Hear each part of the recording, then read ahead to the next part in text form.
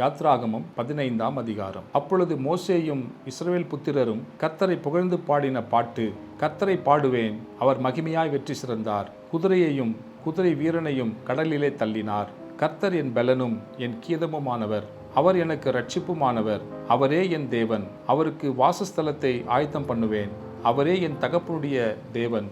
அவரை உயர்த்துவேன். கர்த்தரே யுத்தத்தில் வல்லவர். கர்த்தர் என்பது அவருடைய நாமம். பார்வோனின் ரதங்களையும் அவன் சேனைகளையும் சமுத்திரத்திலே தள்ளிவிட்டார். அவனுடைய பிரதான அதிபதிகள் சிவந்த சமுத்திரத்தில் அமிழ்ந்து போனார்கள். ஆழி அவர்களை மூடிக்கொண்டது.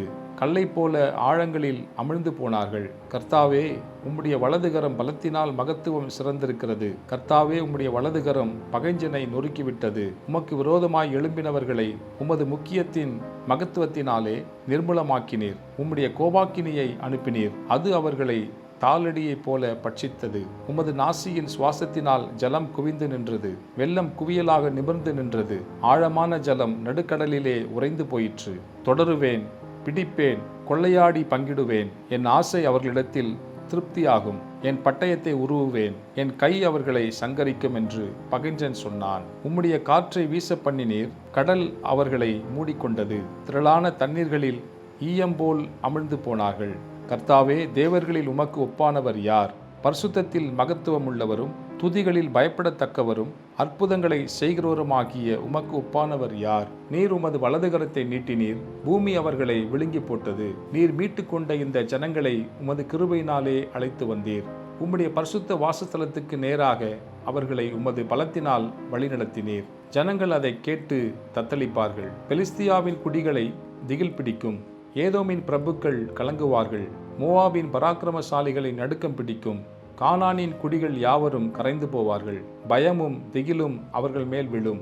கர்த்தாவே, உமது ஜனங்கள் கடந்து போகும் வரையும், நீர் மீட்ட ஜனங்களே கடந்து போகும் வரையும் அவர்கள் உம்முடைய புயத்தின் மகத்துவத்தினால் கல்லை போல அசைவற்றிருப்பார்கள். நீர் அவர்களை கொண்டு போய் கர்த்தராகிய தேவரீர் வாசம் பண்ணுகிறதற்கு நியமித்த ஸ்தானமாகிய உம்முடைய சுதந்திரத்தின் பர்வதத்திலும் ஆண்டவராகிய தேவரீருடைய கரங்கள் ஸ்தாபித்த பரிசுத்த ஸ்தலத்திலும் அவர்களை நாட்டுவீர்.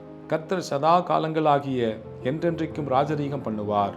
பார்வோனின் குதிரைகள் அவனுடைய ரதங்களோடும் குதிரை வீரரோடும் சமுத்திரத்தில் பிரவேசித்தது. கர்த்தர் சமுத்திரத்தின் ஜலத்தை அவர்கள் மேல் திரும்ப பண்ணினார். இஸ்ரவேல் புத்திரரோ சமுத்திரத்தின் நடுவே வெட்டாந்தரையிலே நடந்து போனார்கள் என்று பாடினார்கள். ஆரோனின் சகோதரியாகிய மிரியாம் என்னும் தீர்க்கதரிசியானவளும் தன் கையிலே தம்புரை எடுத்துக்கொண்டாள்.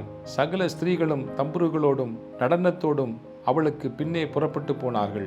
மிரியாம் அவர்களுக்கு பிரதிவசனமாக, கர்த்தரை பாடுங்கள், அவர் மகிமையாய் வெற்றி சிறந்தார். குதிரையையும் குதிரை வீரனையும் கடலிலே தள்ளினார் என்று பாடினாள். பின்பு மோசே இஸ்ரவேல் ஜனங்களை சிவந்த சமுத்திரத்திலிருந்து பிரயாணப்படுத்தினான்.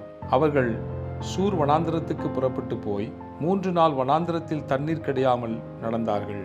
அவர்கள் மாராவில் வந்தபோது மாராவின் தண்ணீர் கசப்பாயிருந்ததினால் அதை குடிக்க அவர்களுக்கு கூடாதிருந்தது. அதனால் அவ்விடத்துக்கு மாரா என்று பெயரிடப்பட்டது. அப்பொழுது ஜனங்கள் மோசேக்கு விரோதமாய் முறுமுறுத்து, எண்ணத்தை குடிப்போம் என்றார்கள். மோசே கர்த்தரை நோக்கி கூப்பிட்டான்.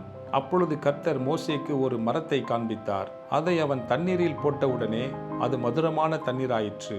அவர் அங்கே அவர்களுக்கு ஒரு நியமத்தையும் ஒரு நியாயத்தையும் கட்டளையிட்டு அங்கே அவர்களை சோதித்து, நீ உன் தேவனாகிய கர்த்தரின் சத்தத்தை கவனமாய் கேட்டு அவர் பார்வைக்கு செம்மையானவைகளை செய்து அவர் கட்டளைகளுக்கு செவி கொடுத்து அவருடைய நியமங்கள் யாவையும் கைக்கொண்டால், நான் எகிப்தியருக்கு வரப்பண்ணின வியாதிகளில் ஒன்றையும் உனக்கு வரப்பண்ணேன். நானே உன் பரிகாரியாகிய கர்த்தர் என்றார். பின்பு அவர்கள் ஏலிமுக்கு வந்தார்கள். அங்கே 12 நீரூற்றுகளும் 70 பேரீச்ச மரங்களும் இருந்தது. அங்கே தண்ணீர் அருகே பாளையம் இறங்கினார்கள்.